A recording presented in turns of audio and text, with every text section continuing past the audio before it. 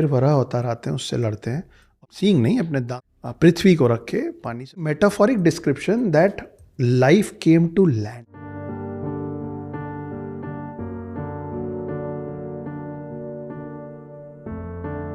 फिर आप देखिए नरसिम्हा अवतार, तो जब इंसान बन गए जीवन दुनिया में, इसका दोनों डिपिक्शन है कि भाई वाइल्ड बोर से जब बाकी जानवर बने तो शेर भी बना, लेकिन वो नरसिम्हा शरीर इंसान का है और चेहरा शेर का इसलिए है क्योंकि जब इंसान पहली बार बने तो वो कार्निवोर, उनको कल्टीवेशन नहीं आता था, उनको आग जलाना नहीं आता था, वो क्या खाते थे, वो शिकार करके खाते थे, तो नरसिम्हा अवतार हुआ है।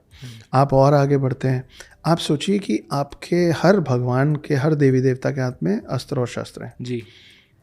बलराम आते हैं, दशावतार में नहीं आते हैं क्योंकि हमारे हिसाब से कल्टीवेशन इतना बड़ा एक इंसिडेंट नहीं है हमारे इतिहास का कि जिसमें डिपिक्शन करके एक दशावतार को एक जगह दे दी जाए जी। लेकिन बलराम थे कृष्ण के भाई।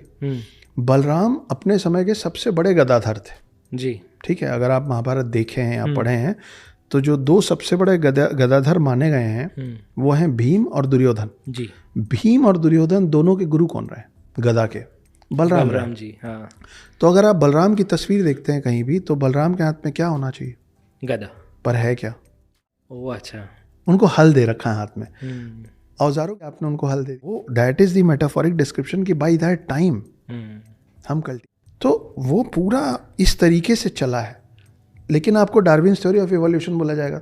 अब जो लोग तर्क वितर्क करना चाहते हैं वो आपसे ये कहते हैं कि मतलब इतना बड़ा एक शरीर था एक जंगली सुअर का जो कि पृथ्वी को, ऐसा नहीं है भाई, उसको आपको समझना भी पड़ेगा। अब प्रॉब्लम ये है कि हमारे पूर्वज उतने बुद्धिजीवी थे कि उनको लाइंस बिटवीन दी लाइंस दिखती थी, उनको समझ में आता था कि किस बात का क्या मतलब है, इसीलिए पुराने लोग श्लोकों में बात कर पाते थे। आप और मैं नहीं कर सकते, बिल्कुल।